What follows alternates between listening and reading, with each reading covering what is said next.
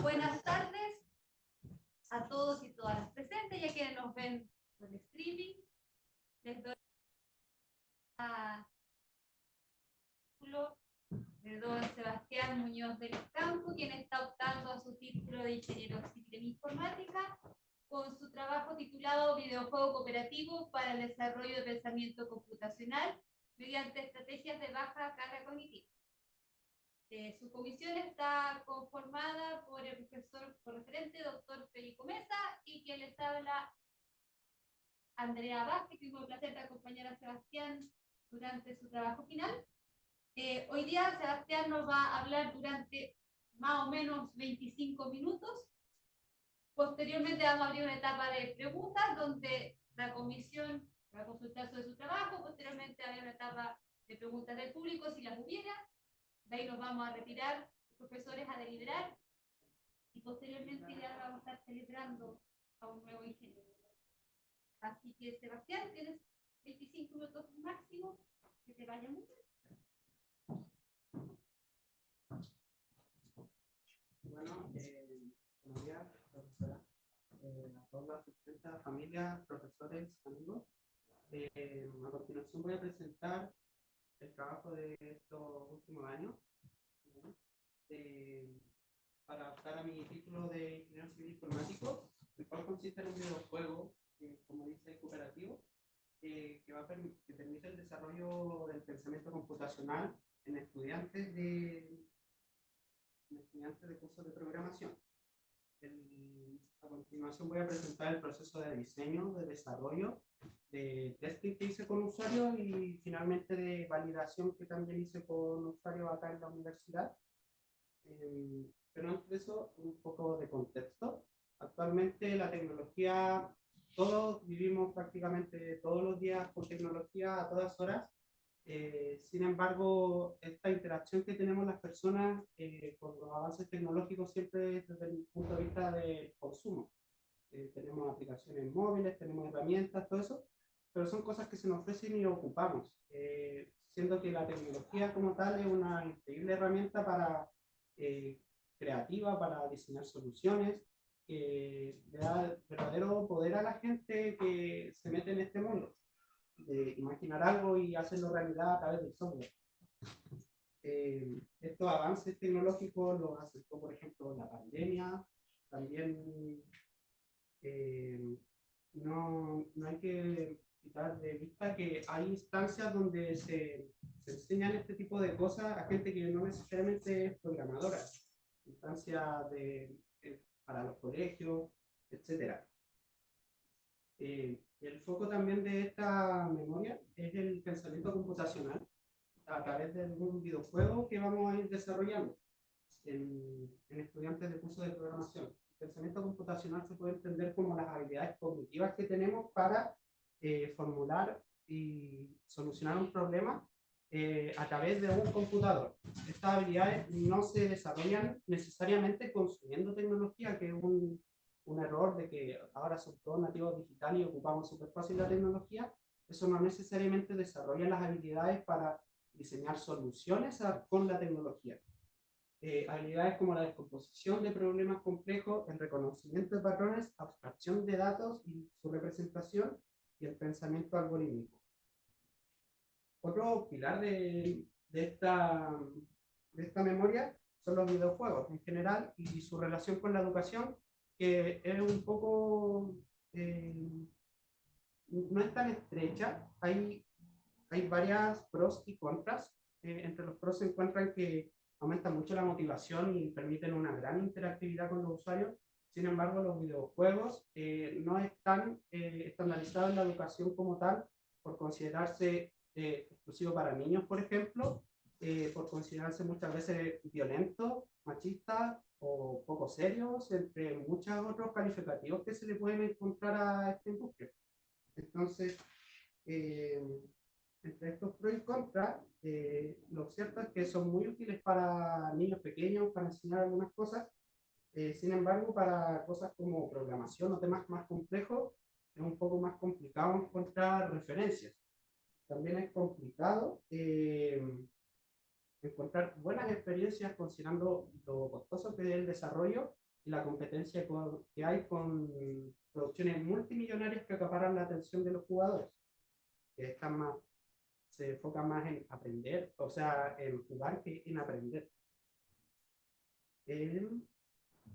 Lo otro es que los videojuegos, específicamente que están diseñados para aprender a programar, están siempre pensados desde el punto de vista de escribir código, de escribir las instrucciones para desarrollar un problema, lo cual es muy difícil para estudiantes novatos que están recién entrando en el aprendizaje de la programación. Es por eso que se define el objetivo de esta memoria como construir un videojuego que sea cooperativo de puzzles que logre desarrollar estas habilidades de pensamiento computacional. Dentro de los objetivos específicos está diseñar una ruta de aprendizaje para una actividad, diseño e implementación de los niveles que componen esta ruta de aprendizaje y que desarrollen el pensamiento computacional. Y finalmente, evaluar la efectividad de esta propuesta como una alternativa complementaria a un curso de programación. Esto es importante en los alcances porque lo que se va a desarrollar ahora no es para enseñar a programar, sino que es para complementar y reforzar un trabajo previo de enseñanza. La propuesta de solución es lo que resultó siendo Código Fantasmita 2, que es un juego de puzzles para dos jugadores con un modo de juego multijugador online. Tiene 4 niveles que comprenden aproximadamente 12 minutos de gameplay y el foco principal de este juego y la innovación, por así decirlo, es que en ningún momento se toca código, no se escribe ni se dan instrucciones por parte de los jugadores. Esto para reducir la carga cognitiva. Lo que se hace en cambio es que los jugadores tienen a disposición distintas rutinas, por así decirlo, en el escenario, las cuales deben coordinadamente entenderlas, ejecutarlas y así resolver los puzzles. Otra de las features importantes de este juego es que por ser multijugador online se da la opción de crear un lobby con jugadores y se puedan crear salas de juego para entrar, encontrar una pareja y jugar al juego. Esto facilita, por ejemplo, desarrollar actividades dentro de clases, haciéndolo mucho más fácil. Las herramientas utilizadas fueron las que se ven ahí: Unity como motor de videojuegos, Photon como framework para desarrollar todo el esquema de multijugador a través de la red, Adobe Illustrator para diseñar distintas cosas de la interfaz y los diseños, Clip Studio para la ilustración de personajes y animaciones, y una de las más importantes que fue papel y lápiz, que fue aquí donde prácticamente nació y se definió todo el concepto de la aplicación. El desarrollo estuvo marcado por un fuerte enfoque en los usuarios. ¿Esto por qué? Porque la aplicación estaba destinada a usuarios finales, y la validación también se realizó con usuarios. Entonces, desde un principio se tuvo en mente a los usuarios. Las etapas de desarrollo fueron de ideación, primero, porque esto nació desde el título de la memoria, se tenía esa idea y de ahí podía salir literalmente cualquier cosa. Entonces hubo un largo proceso de ideación y definición de la aplicación. Luego hubo un proceso de implementación y prototipado, donde se generaron distintos prototipos de baja fidelidad antes de llegar a uno lo suficientemente bueno para hacer testing con usuarios. En este testing con usuarios se realizaron 2 instancias de prueba con distintas parejas en 2 instancias distintas para encontrar posibles mejoras en la aplicación y en la actividad propuesta, para llegar finalmente a una validación final, por así decirlo. También desde un principio, como se consideraba el usuario, se decidió usar un design user persona. No estaba tan concreto desde un principio, pero siempre se tuvo en mente tanto a las personas como al escenario en donde se iba a usar la aplicación. Esto es, ¿para quién diseñamos esta aplicación? El usuario más probable está inspirado en los talleres de OSI Labs de la USM, que son talleres para niños de enseñanza media que vienen acá a la universidad a aprender a programar. En esos talleres se tienen aproximadamente 15 a 20 integrantes y se estimó que hay como 1 o 2 sesiones semanales de 2 horas aproximadamente guiadas por un profesor.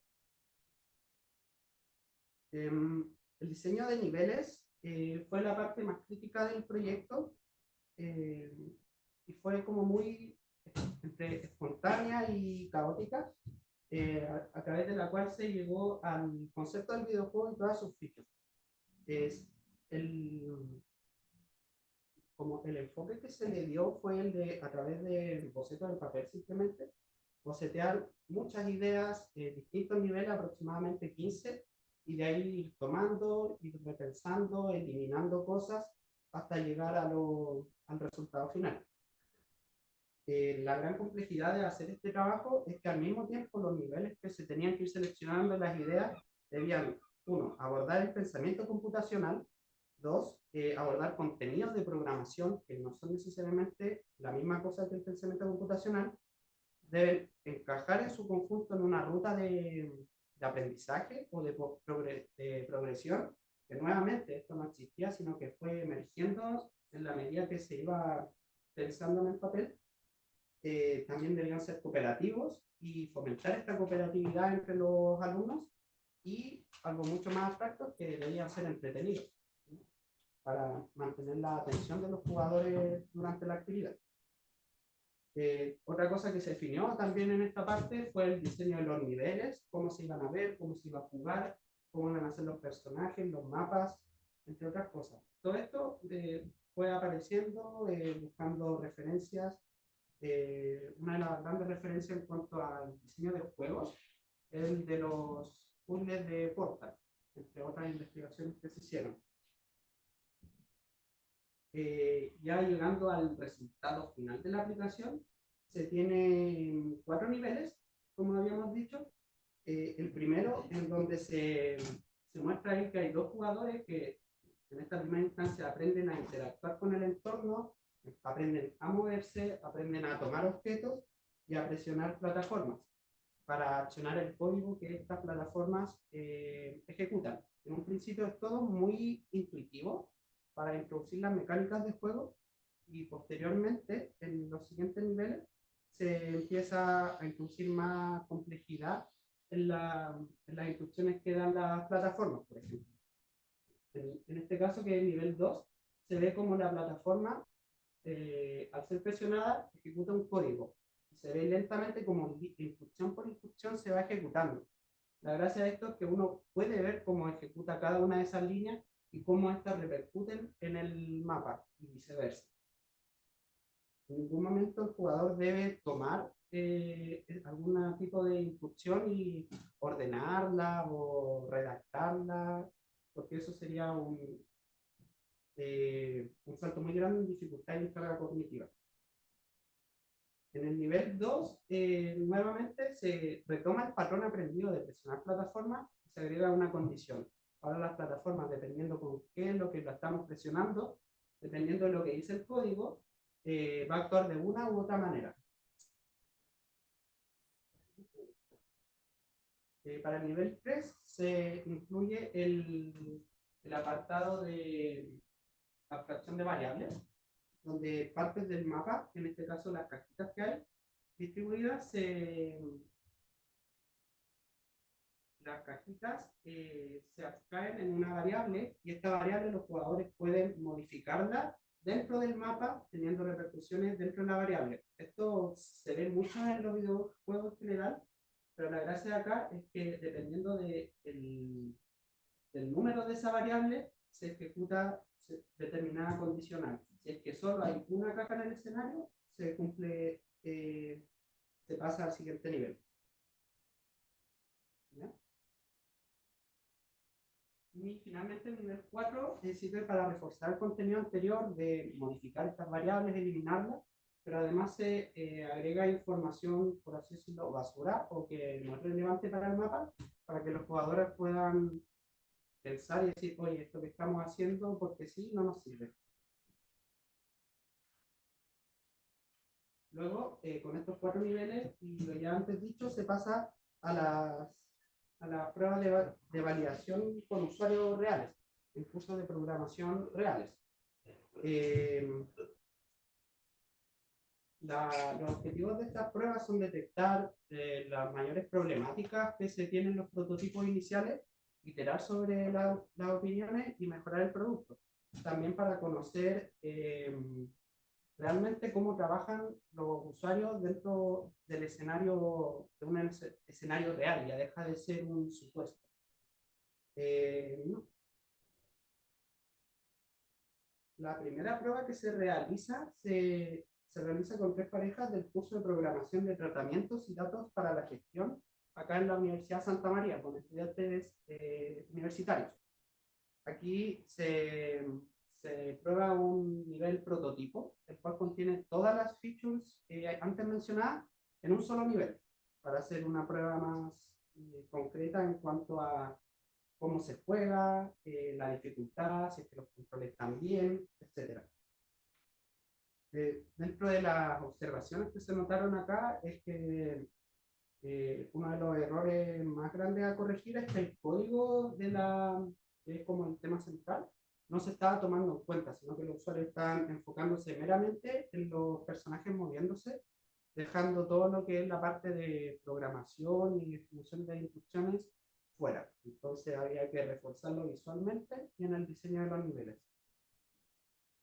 Para una siguiente prueba, ya en otra instancia, se trabajó en los talleres de Technovation Girls Valparaíso, también acá en la Universidad Santa María, pero esta vez con estudiantes escolares de entre 13 y 17 años que vienen acá a la universidad a aprender a programar y a diseñar soluciones en equipo. Se trabajó con varias parejas al mismo tiempo, a diferencia de la primera instancia de validación, específicamente con 3 al mismo tiempo, es decir, 6 computadores corriendo al mismo tiempo la experiencia. Esto fue complicado de preparar y de medir resultados, pero la actividad en sí funcionó muy bien, muy fluida. Eso da a entender de que tanto actividades individuales con cada pareja o en un grupo más amplio son viables para una actividad en clase.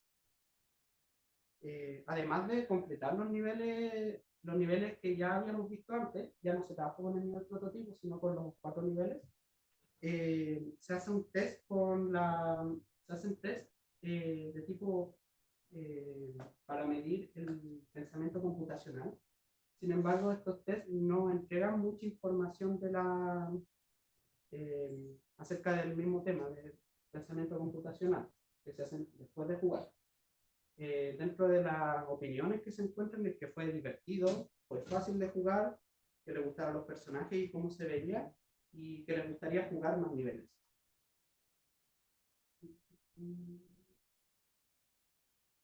Ya, final, después de estas 2 pruebas, se iteró la solución a estos 4 niveles para llegar a como un producto final y poder hacer una validación de tanto la actividad misma dentro de la clase como una actividad que sirva para complementar lo que ya se trabajó antes, así como evaluar el reconocimiento y refuerzo que se hace a los contenidos pasados en clase a través del juego.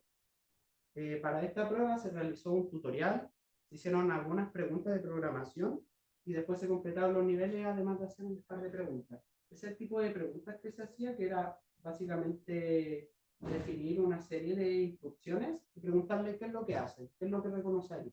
A algunos grupos se le preguntó antes de jugar y a otros grupos se le preguntó después de jugar, a ver si se encontraba alguna diferencia o algo que rescatar de ahí.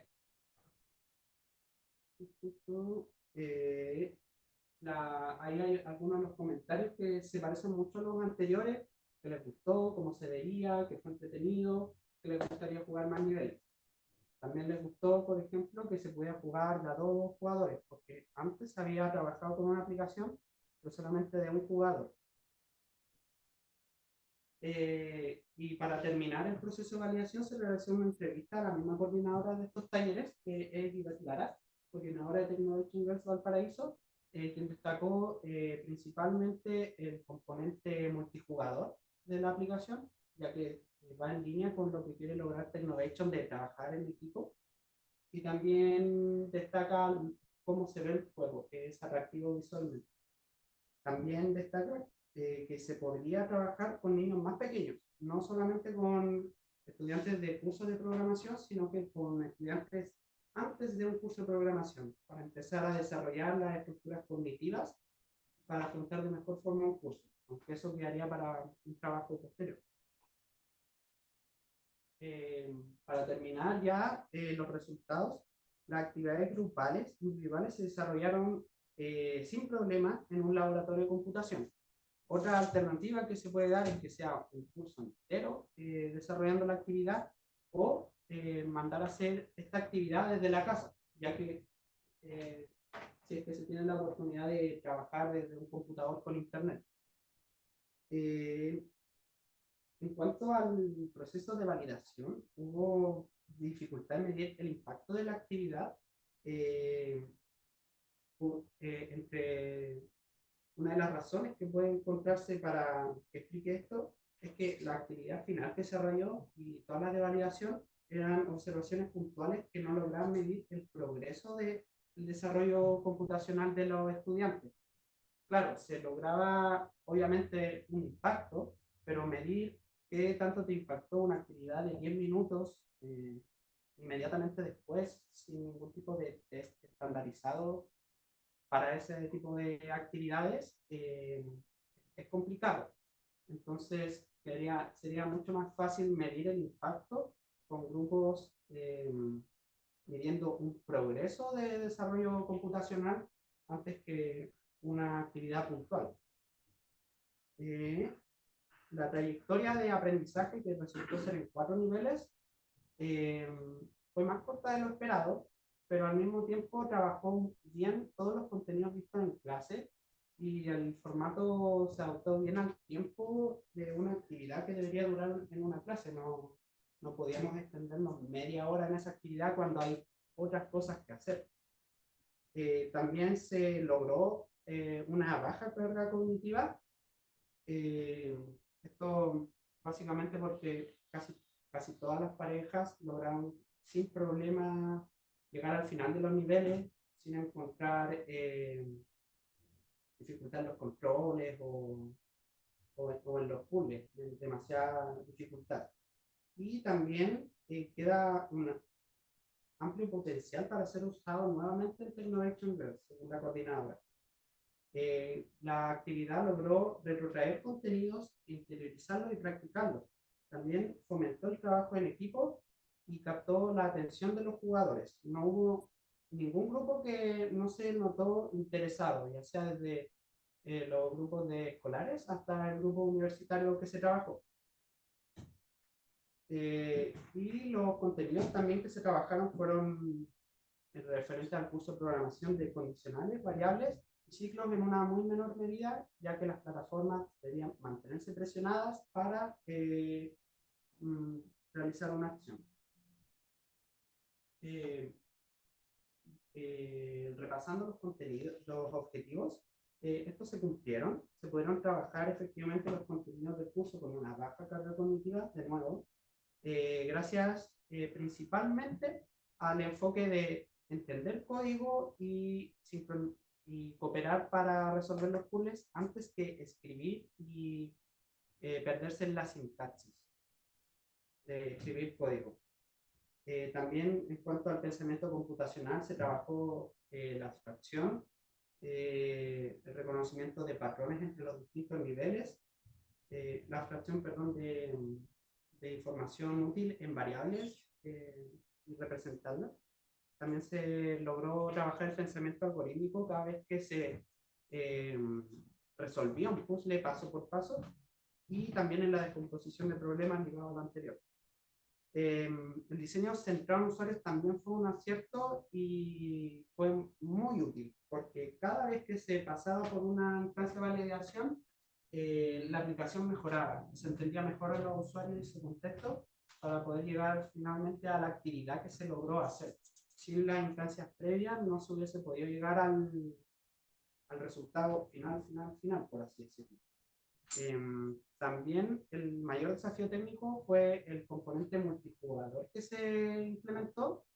Por diversas razones, hubo que hacer bastante investigación, mucho trabajo para que sea un elemento logrado, pero también fue uno de los que más valor le aportó a los usuarios y a la coordinadora del curso en la etapa final. Y también se logró mantener un alto interés y motivación de los jugadores mientras estaban jugando, antes y después incluso. Y el trabajo futuro se puede resumir en una actividad más extendida, nuevamente para medir el progreso de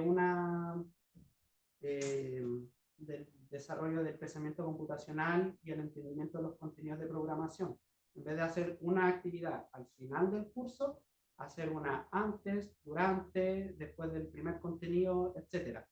Lo cual implicaría más desarrollo, más niveles, más mecánica. También sería interesante probar esta aplicación con usuarios fuera de un contexto de un curso de programación, incluso más jóvenes que no tienen conocimiento de la programación, pero que evaluar si es que les ayudaría a, eh, a entender mejor estos conceptos, sin la necesidad de un curso. Y finalmente,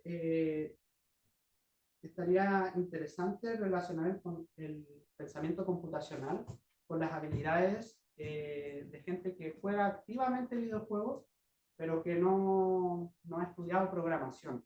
Esto porque muchas de las formas de resolver puzzles, entender variables, ya se encuentran en muchos juegos actuales. Sin embargo, estaría bueno entender que este tipo de gente que juega este tipo de juegos tiene mejor entendimiento de estas habilidades o de estos conceptos. Y esa sería la presentación. Ahora queda un espacio para preguntas. Así que hay que atento y dejo el juego. A ver. Entonces, es un bien fácil.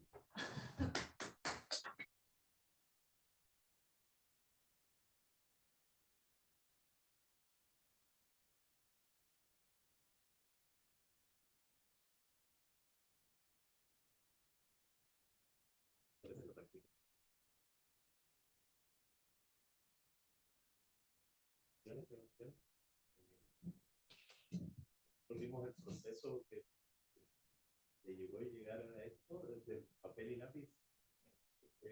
Compañero durante todo el diseño. Sabemos todo el trabajo que hay detrás. Me llamó la atención cuando leí tu documento que mencionabas el aprendizaje cooperativo. ¿Tú crees que esa definición se cumple dentro del juego que tú implementaste? Lo que se cumple es que fomenta mucho la cooperación entre jugadores. Hay decisiones de diseño, por ejemplo, de que no todo el mapa se ve así como está, uno tiene que moverse.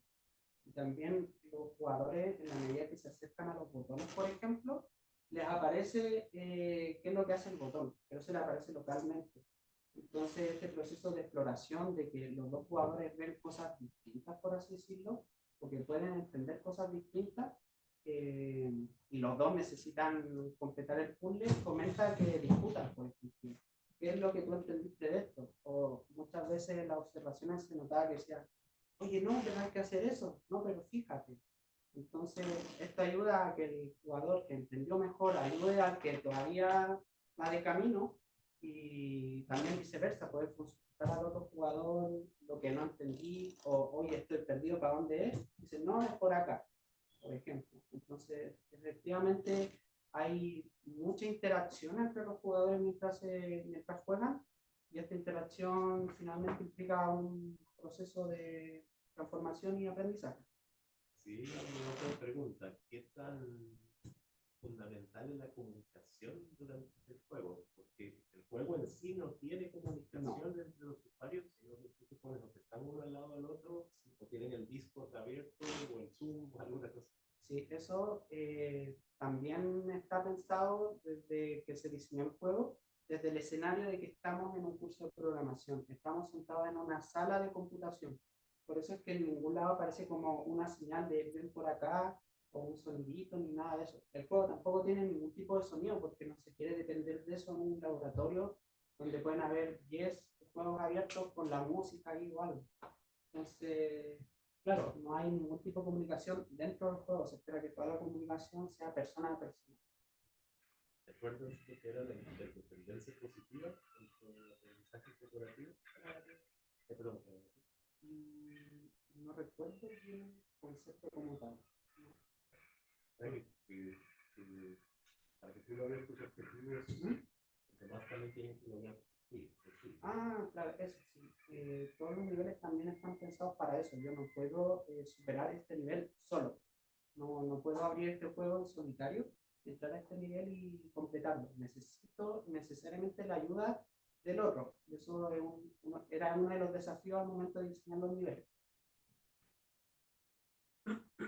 Uno de tus objetivos era diseñar una ruta de aprendizaje, una trayectoria de aprendizaje incremental. No necesariamente incremental, pero coherente. ¿Qué elementos tomaste en cuenta al momento de diseñar los distintos niveles para que se diera esa coherencia o esa mentalidad?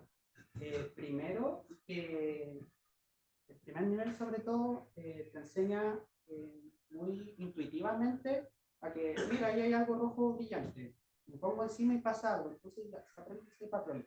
Al siguiente nivel está el mismo botón brillante, voy a hago lo mismo y no pasa lo mismo.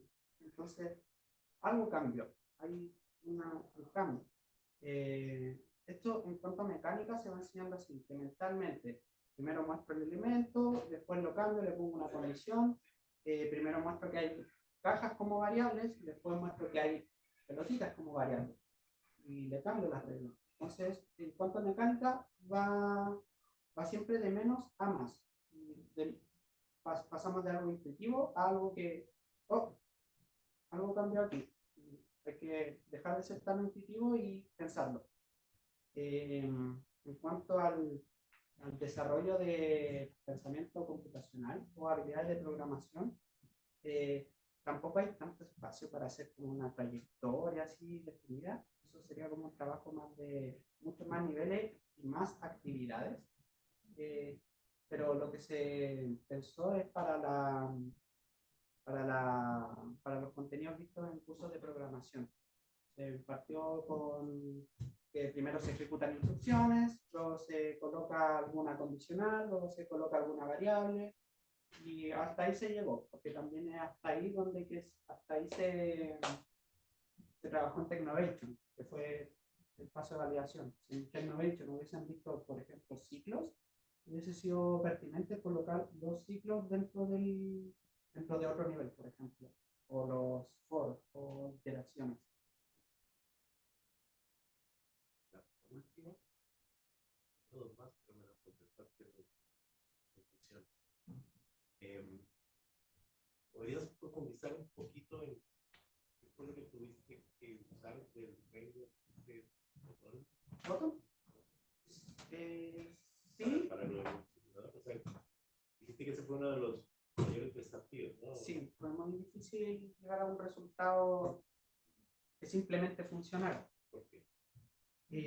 Uno, porque como la forma de pensar, voy a diseñar una experiencia para un solo jugador, cambia completamente porque se tiene que mantener una sincronización entre los dos jugadores.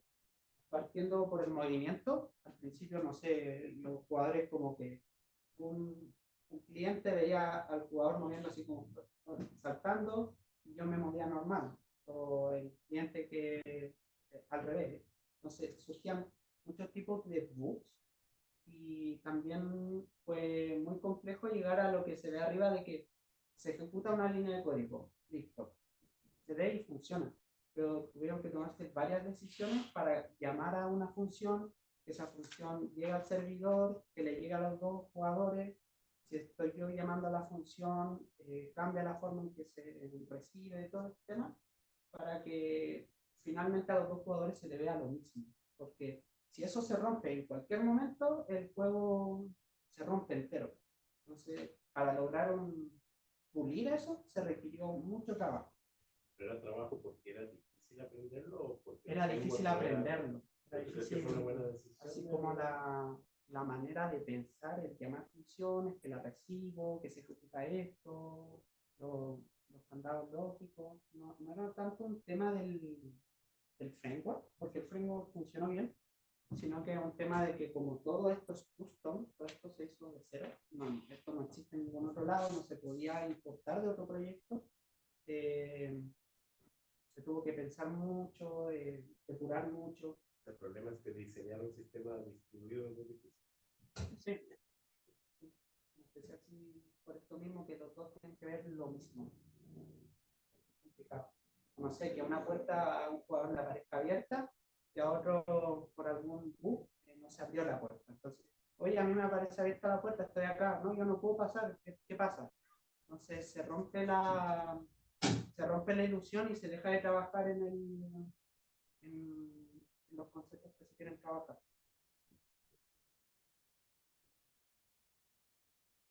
Fue un tremendo trabajo, no me acuerdo todo lo que sufrimos con el videojuego, pero fue entretenido, fue emocionante cuando jugamos la primera vez, ¿no? Lo pasamos bien.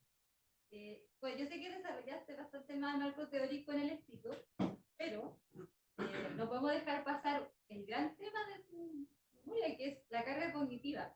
Y esta es una pregunta trivial la que te voy a hacer, pero hagamos un intento. ¿Qué dirías tú que es la carga cognitiva y cómo la reduce tu trabajo?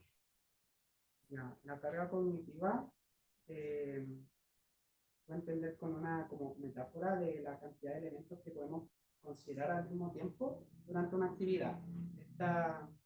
Por ejemplo, yo puedo enfocarme en 7 elementos y si ponen un octavo elemento ya no puedo tener todos al mismo tiempo trabajando en mi cabeza. Bueno, este número varía, pero así más o menos se puede entender, no definir la carga cognitiva. Y la gracia de este juego es que yo no tengo que tomar en consideración muchas cosas. Por ejemplo, no tengo que tomar en consideración de que las sentencias de código de ahí arriba están bien escritas o están bien ordenadas. Yo asumo que están bien, pero que los botones no los puedo modificar. Entonces ese elemento ya sale de mi mente y empiezo a pensar en cómo interactúa eso con el entorno. Ya dejo de pensar en cómo lo ordeno para que interactúe bien, sino que se hace directamente. Ahí se salta un paso y es un gran paso porque es como lo más frustrante o lo más difícil de otras propuestas de juegos para aprender a programar. Otra cosa que se tuvo muy en cuenta son los controles, era reducir la carga cognitiva de la experiencia misma. Si es difícil controlar o no se entiende o me pierdo en el mapa, cualquiera de esos elementos puede tomar un espacio en mi cabeza y no me va a dejar pensar en el objetivo final que es resolver el puzzle. Voy a estar pensando para dónde tengo que ir, qué tengo que hacer, no sé.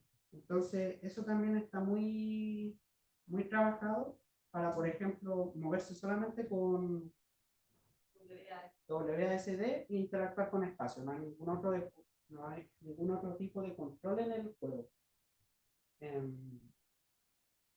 También se trabajó mucho durante las iteraciones que los jugadores se podían perder, que se sentían perdidos, entonces ya vamos a orientar mejor a los jugadores para reducir esa carga que podía distraer básicamente. Y bueno, tú mencionaste algo importante, porque la carga cognitiva se mide en torno a un objetivo. Tú mencionaste que el objetivo era resolver el puzzle, pero en realidad resolver el puzzle es como nuestra excusa para intentar internalizar algunos conceptos de pensamiento computacional. Sí. ¿Cómo se ven esos conceptos en concreto en el juego? Y, no, esa es la primera pregunta. ¿Cómo los vimos en el juego en concreto esos conceptos de pensamiento computacional? Ya, según lo que tomé, lo que consideré, porque hay varios conceptos, se puede definir de varias formas de pensamiento computacional, pero uno, la abstracción de información y su representación se puede ver en las variables que están acá, que en los puzzles 3 y 4 se tienen que modificar y calzar con lo que me pide el código. Eso sería abstracción de información. la descomposición de problemas, porque claro, yo quiero resolver el gran problema de llegar a la meta, pero ahora estoy en este problema chico. Entonces, primero tengo que hacer salir al otro jugador y después tengo que dejar salir al otro jugador. Entonces ahí se compuso un problema grande de cómo salimos de acá, en que, ya, primero te hago salir a ti. ¿Cómo te hago salir a ti? Eso dice en todo el diseño. Después viene lo que sería, no sé, ¿cuál era?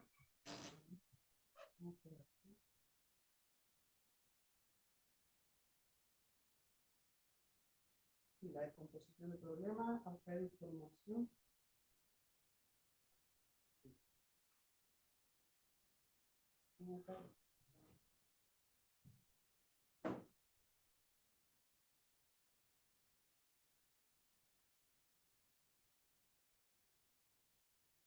Ya, composición de problema, reconocimiento de patrón. Esto se logra de dos formas. Una es que hay las distintas mecánicas, por ejemplo, aprieto un botón y pasa algo. Tomo una caja y la puedo dejar acá. O este botón ejecuta esta serie de instrucciones de manera distinta. Todo eso se establece y se va repitiendo a lo largo de los niveles. Y al mismo tiempo hay un reconocimiento claro del patrón de que las instrucciones de arriba se ejecutan de cierta forma, se ejecutan de arriba hacia abajo en un cierto orden, y por ejemplo que se repite los símbolos que se ocupan, la forma de escribir también se repite, o la forma en que se simboliza un if statement también se repite ese patrón. Y finalmente... El pensamiento algorítmico es bastante común, sí. Sí, el pensamiento algorítmico es como primero hay que hacer esto, después hay que hacer esto, no falló, hay que hacer esto y esto y después hay que hacer esto. Ahora, esa parte está como súper clara, pero después viene el problema de que nosotros queríamos ver el impacto de ese, en que después tú pudieras transferirlo a tu aprendizaje de programación. Sí. Y tuviste, por ejemplo, que el test Zebras, que es un test hecho justamente para medir eso, no funcionó. No. ¿Por qué crees tú que pasó eso? Yo creo que por el tema de que lo había mencionado antes, puede que sea el test, no se puede descartar eso. Pero el gran problema es que como se realizó cada una de las validaciones con grupos distintos en un momento específico de los cursos, que era básicamente al final, no se pudo medir que la aplicación tuviera un impacto tan grande como para tener efectos justo después de jugarla. Lo que se propone ahí es para medir así como el impacto de mucha mejor manera, tal vez con los mismos métodos o con otros, es medir antes y después de todo el aprendizaje del curso, no antes y después de pasar por esta actividad específica. Eso, ¿cómo lo hubiera hecho? Supongamos que tuviéramos todo el tiempo y toda la plata para hacer una buena medición. ¿Cuál hubiera sido tu escenario ideal para medir el impacto de tu juego? Yo había hecho dos pruebas, uno con lo que me propuso IBET, que se podía trabajar con gente antes de entrar al curso de programación. Entonces, crear un grupo de control, otro grupo que pasa por el juego y los dos pasarlo por el curso de programación. Y ahí hacer test estandarizados. Y otra forma sería a otros grupos que están usando un curso de programación, hacerle test antes, durante y después de pasar por varias actividades con distintos niveles que trabajen distintos elementos.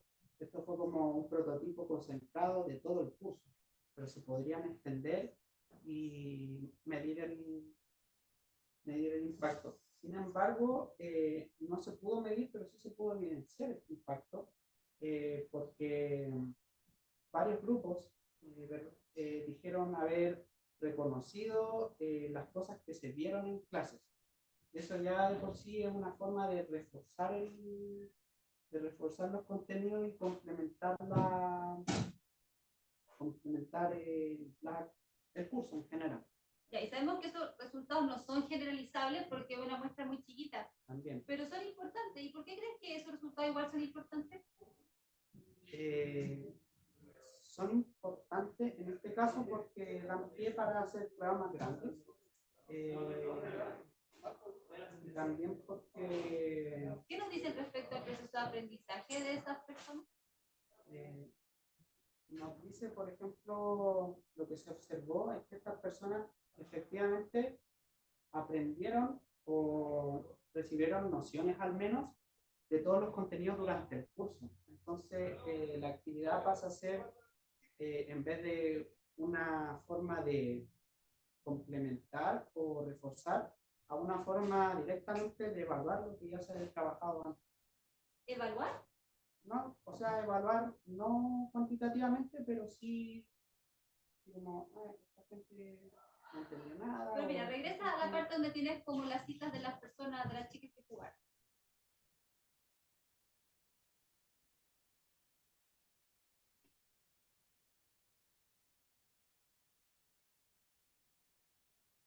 Ahí está. Mira ahí lo que te están diciendo. Y dice, si pasa esto, haces esto. Sí, las variables. Como divagando un poco. Me gustó que sea de 2 personas, algo que tenía que pasar para que algo sucediera. Me recuerda una actividad donde iba sumando y restando números. Me recuerda. Claro. Sirve para el aprendizaje, porque es como que lo hemos estado viendo todo este tiempo, el if-else, pero esto es lo que se me ocurre. ¿Qué te está diciendo esas frases respecto al proceso de aprendizaje de estas personas que pasaron por tu juego? Me dice que están logrando identificarlo a través del juego. Entonces, eso es algo deseable. ¿Por qué? Eso es algo deseable porque... ¿Qué va a pasar cuando estas chicas se vuelvan a enfrentar al curso de programación? Porque si lograron identificarlo ahora, les crea la experiencia de haberlo visto en esta situación real, entre comillas real, y poder recordarlo más adelante. Entonces, cuando después pasen a un curso de programación, van a decir, y van a poder enganchar. Por eso este resultado es importante. Yo puedo decir a un profe de programación, mire, si usted le prepara a su alumno con este juego, cuando llegue a su clase de programación, van a poder hacer eso. Ya, y mi última pregunta, nosotros en las conversaciones nos dimos cuenta de toda tu experiencia como un jugador avesado y que la plasmaste en tu juego, no nos cabe duda de eso. Pero, ¿qué podrías decir tú que aplicaste tu experiencia como estudiante y futuro ingeniero civil en informática para el desarrollo de esto? ¿Qué te aportamos nosotros? Nada. No, sí, algo que me gustó de este tema y desde que lo tomé, antes de siquiera saber que iba a terminar en algo como esto, es que era un trabajo acerca del aprendizaje, la enseñanza. Podía enseñar a través de algo que yo iba a hacer con todo mi trabajo de estudio de todos estos años, iba a poder mostrarle parte de esos resultados a gente que tal vez estaba interesada en ingresar a alguna carrera como tal. En ese sentido, lo que me gusta que me ofreció la carrera, aparte de la capacidad técnica para poder lograr esto, que tampoco no es poco, es bastante complejo, es la capacidad de poder hacer algo a partir de nada con software. Y eso es algo que traté de impregnar en el mismo juego para poder comunicárselo a gente que lo iba a probar después. Gente que antes de entrar a una carrera darse cuenta que si yo paso por toda esta carrera voy a poder hacer cosas, no es, cosas que se me ocurran a mí. Entonces, yo creo que eso es lo que usé de la carrera, está como, y en especial de la feria de software que me enseñó mucho, que yo tengo la capacidad de hacer cosas con el conocimiento que tengo. Eso yo creo, como lo más importante. Iba a complementar que con lo de los patrones me acordé también que cuando uno estaba jugando, también se producían patrones que después se aplicaban en los siguientes niveles. Sí. Me acuerdo cuando tenías que abrir una puerta y los jugadores aquí expertos repetíamos el mismo patrón después cuando nos topábamos un desafío similar. Sí. Pero también en la estrategia de juego necesitaba reconocimiento de patrones. Sí. Bueno, destacar de nuevo que todo eso se definió con lápiz y papel y se fue iterando en la medida que se iba desarrollando.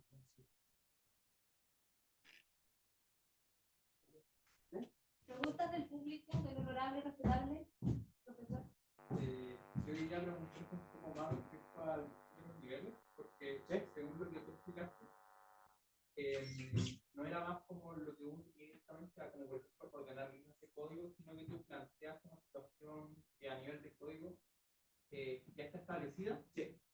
Y lo que tienen que hacer los chicos, pues, si lo planteaste similar a como ellos tienen que hacer como un ruteo de la situación para ir resolviendo. No sé si te acuerdas que en programación, por ejemplo, la primera pregunta era, del certamen era hacer un ruteo.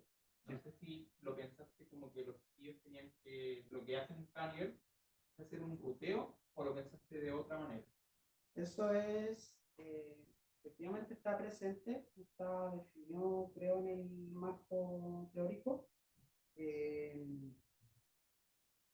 pero no es tanto el enfoque de hacer un ruteo, sino que el enfoque de reconocer los patrones, de reconocer como por encima, no tan concretamente así como estudiar el código y entenderlo, porque son 3 o 4 líneas de código, tampoco es mucho lo que puedes rutear. Es más como interactuar con tu entorno de manera casi intuitiva, y si la situación no se está dando bien, parar y comentar con tu compañero, oye, está pasando esto, ¿por qué será? ¿Entiendes? No es tanto como primero debes entender todo esto, si no, no puedes avanzar, sino que es como una situación mucho más natural que también involucra el ruteo de código. En especial en el nivel 3. A ver si me aparece por acá. Acá.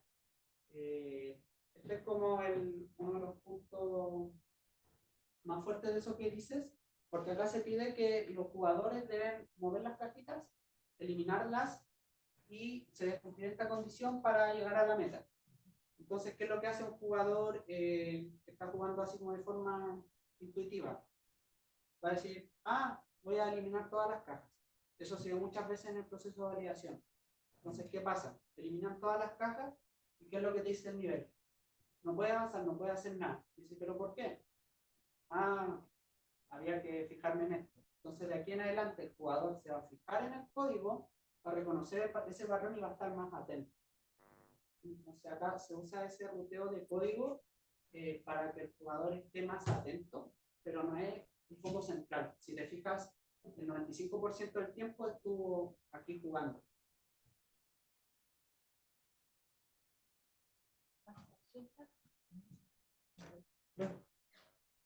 Quería preguntar respecto a juegos del mercado, ¿sí? Si tuvieran como elementos de programación, tuvieras como un tip que hubieras usado de base o bien como comparado con tu producto. Sí. Así como repasando un poco. Sí, puedes contar un poco. Respecto a esos juegos, no hay muchos. No hay mucho como referentes, así como este es el gran juego de programación. Lo otro es que son todos muy enfocados de nuevo en resolver este tipo de puzzles, que es como el de la tortuga, que tiene que llegar al cuadrante tanto y uno tiene que escribir una serie de instrucciones para llegar.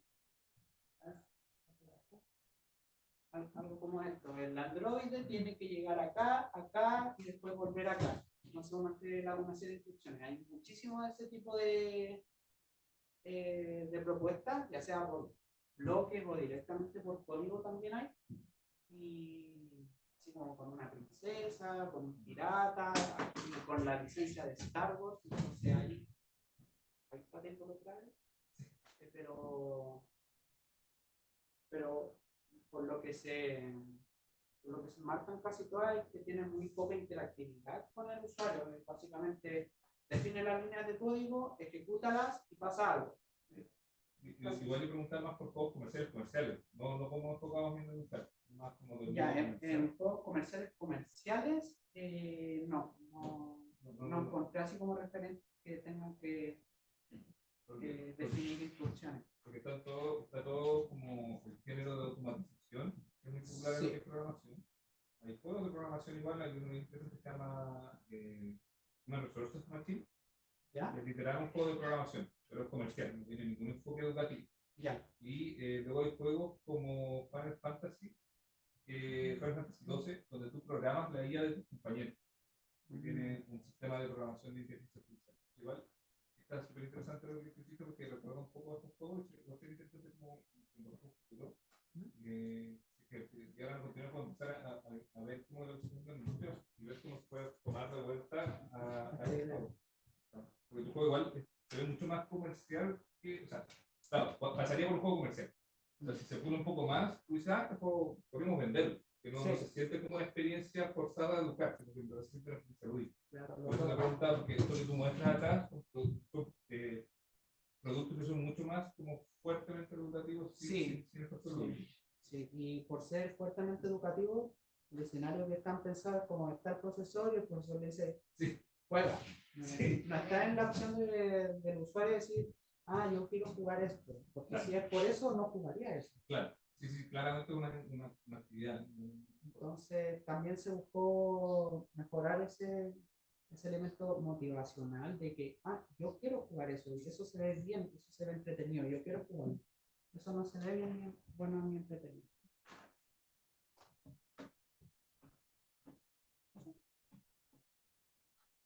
Creo que debería estar con tantas preguntas. ¿La del streaming? No, a ver, preguntas. Ya. Entonces, nos vamos a deliberar. Puedo ir a buscar el videojuego de Steam. Pueden descargar y comprar.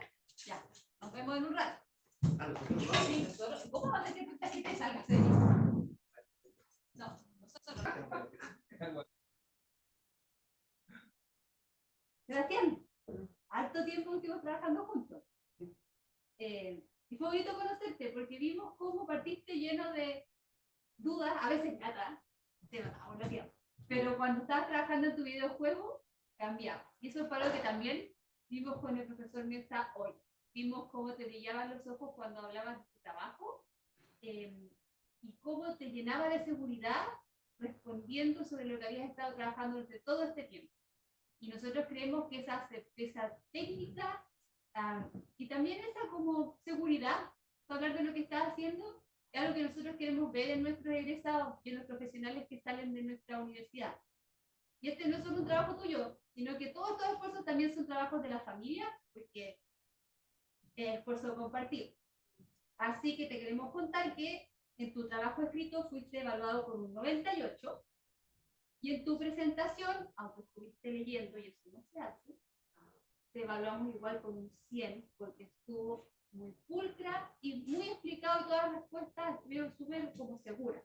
Así que dado lo anterior, don Sebastián Muñoz del Campo, con una nota final de 99, lo felicito a nuestro nuevo ingeniero civil informático.